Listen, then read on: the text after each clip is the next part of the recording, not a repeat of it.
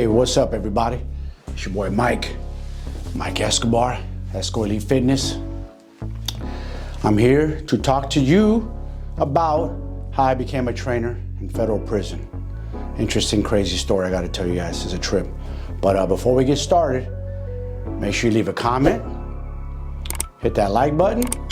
If you haven't subscribed already, hit that subscribe for me, you guys. Come on, let's go. I'm trying to grow this thing. Let's get it popping. So, there was a course when I was incarcerated in 2003. I don't remember exactly when the course was. I think it was summertime sometime. I remember the course. 2003 was the year. And they offered a National Federation of Personal Trainer course for inmates. And actually it was being taught by an inmate who had fitness experience when he was on the outside, in the free world as we call it. The outside means free man. We're in prison. But he was able to get authorized and teach the course. And a fellow inmate of mine, friend, I don't know, call him, here, asked me if I wanted to do it. He knew I was into working out and I was just in the gym. You know, people kind of get to know you quick. They know who's the real deal as far as like working out goes, and they see you, they size you up. So people knew I came from I always told people I was always bodybuilding. I was bodybuilding a little bit, lightweight, in the 80s and 90s, you know, went on the outside. But I came in with some size, so they knew. All right, let's fast forward how I became a trainer though. So I took the course, NFPT, and man, challenging to say the least.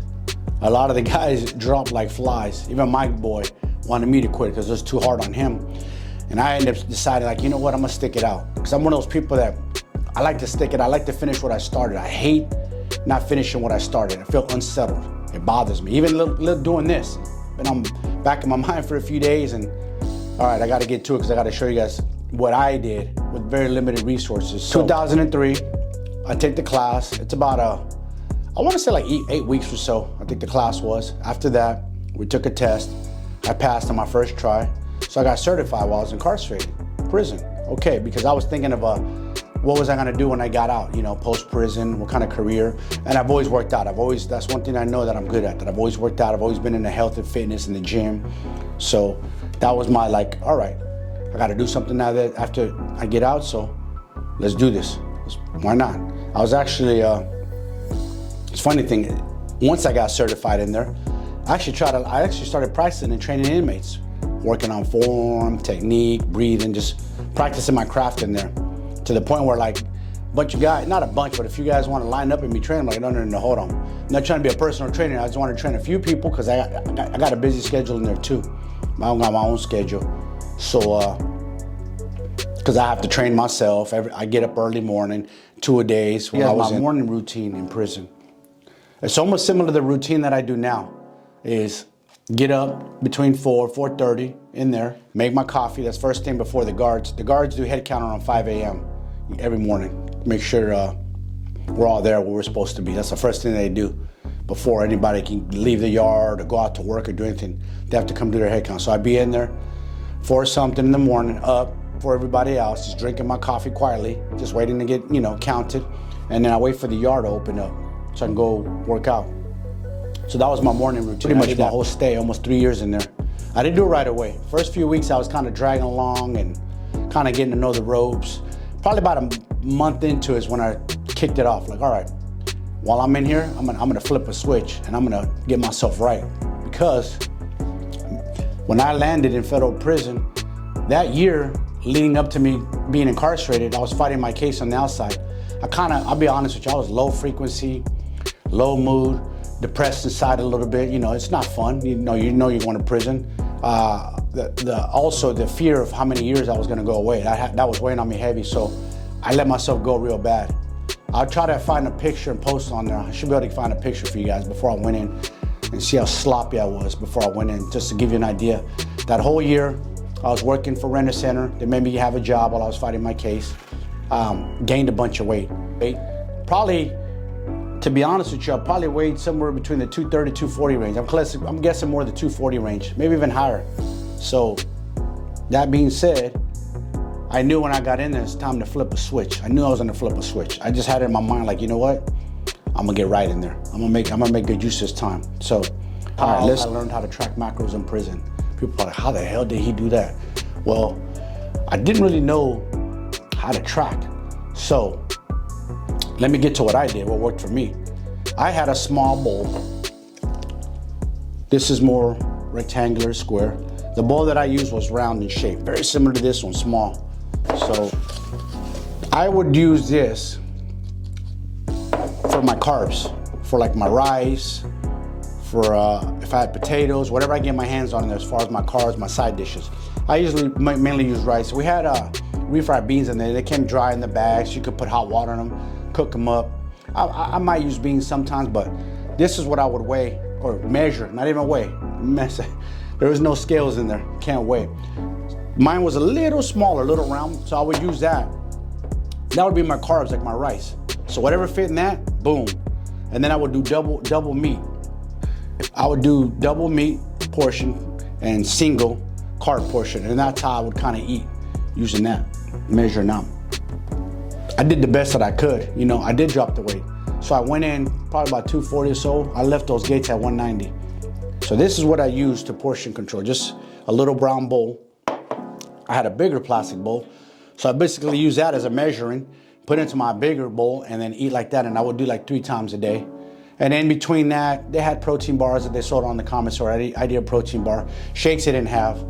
Sometimes I drank milk from the you know, where they serve food, the cafeteria in there, but that milk was heavy. It wasn't good on my stomach. So, but mainly, this is what I used. Talking about 2003, 2004, 2005.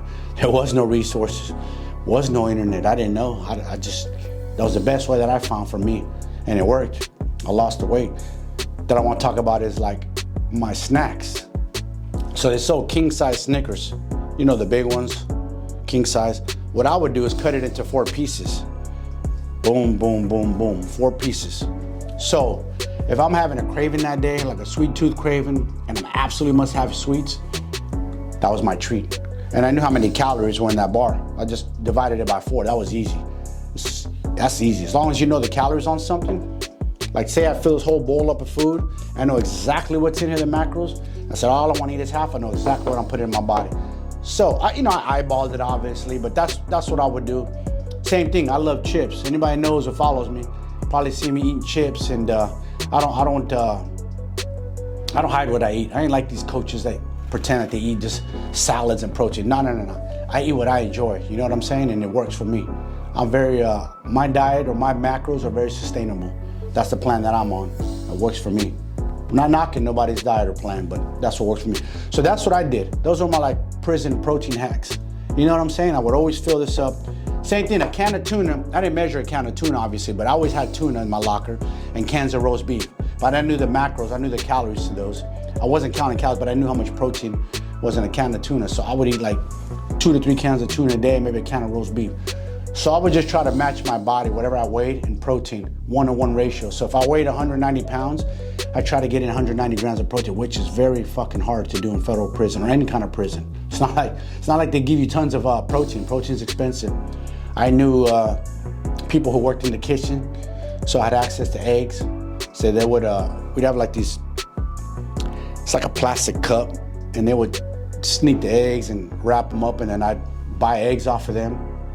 You know, I kind of have an idea how many eggs, so I'd make a batch of eggs every morning when I could. So just kind of eyeball how many yolks. This, also use this oatmeal. I ate oatmeal religiously in there, so I always measure my oatmeal. So this was perfect when I had that little small bowl. I got lucky to have that little small bowl. Just kind of had an idea of how many calories, so I'd write it down. All right, I ate this much rice, I ate this much can of tunas, and you know, like anything, I just added up, like, all right, this is what I'm eating. So I didn't realize it, but that was tracking macros. I just write it all down. Boom, boom, this was the time I ate, this is how much I ate, I write it down. Lunch, I write it down, okay? I ate 2 cans of tuna, a cup of rice, write it down. Okay, for dinner, maybe have a can of roast beef and rice, or maybe even have spaghetti, and I would boil some spaghetti and I'd put whatever I could fit in there, and then I'd put it in my bowl, and then I'd put my meat over it. So I just mixed it up. I did different things, you know, a lot of little hacks. I would trade away. Inmates love sweets. So when they had cinnamon rolls, I would barter with inmates. They love cinnamon rolls, big old massive. It smelled good, looked good. I mean, they had They were banging, to be honest with you. I did have a couple in there when I was in there, not very many though. So I would barter with inmates and be like, all right, you want my cinnamon roll? I want your chicken, or I want whatever protein you got on your tray. So I would barter. That's how to get extra protein. So the reason I wanted to come on here and show you guys is we're in 2023. We have air fryers. You got a microwave. And that's how we cook, by the way. Also, I skipped that part. People probably wonder, how did you cook in there? We have microwaves in there. That's how we cook. That's how we boiled our waters. That's how we made our food, microwaves. You can make a lot of dishes in the microwave. So guess what? We're very resourceful. We use microwaves. You guys got, out here we have stoves, electric stoves, gas stoves. You got barbecue grills, which I use. You got air fryers, which I use. You got toasters. So you got everything out here. You have no excuses why not to be on point with your macros. And you have scales out here where you can measure your actual food and know exactly to a T. And we have tracking apps now. There's no excuses, man. It's just pure laziness. So those of you that can't track or don't want to, or say you can't, it's just pure laziness, because I did it in there with zero resources. So that's why I wanted to make this video, to show you guys, like, with zero resources and zero zilch, I made it work. Lost the weight, lost like 50 pounds. Like I said, I'll put some pictures up. You'll see, I'll put some pictures up of me in there, flexing as well, you know. Took some pictures and I'm proud of my progress in there. Me and my fellow inmate friend of mine named Larry. Guy was super ripped. He was a little more dialed than me as far as his macros. He knew a little more than I did, but he had been down. Being down means he'd been doing time a lot longer, so he had a lot more years ahead of me learning the game in his body. I was only down a little bit under 3 years. That was my hack, you guys. So if I could make it happen, incarcerated, no internet, no books, no resources, nothing, just kind of eyeballing things, kind of got to measure my food and know exactly what I'm eating and have success. Imagine when you track out here and you really, you know, pay attention to what you're eating. So that being said, you guys, don't forget, leave some comments, man. I want to hear your thoughts on this, you guys. I love to interact with you guys. I love the comments, so don't be shy. Leave them in there. And also, like I said earlier, if you haven't subscribed, subscribe to my channel. I appreciate the help, man. I appreciate the follow. I love all you guys. I appreciate everybody. Let's go. I'm gonna give you all my resources. Everything I know, I'm gonna pass it on to you guys. I don't hide nothing. I'm not greedy with my information. So I just want to help you guys out, man. Level up. I want everybody to feel what I'm feeling.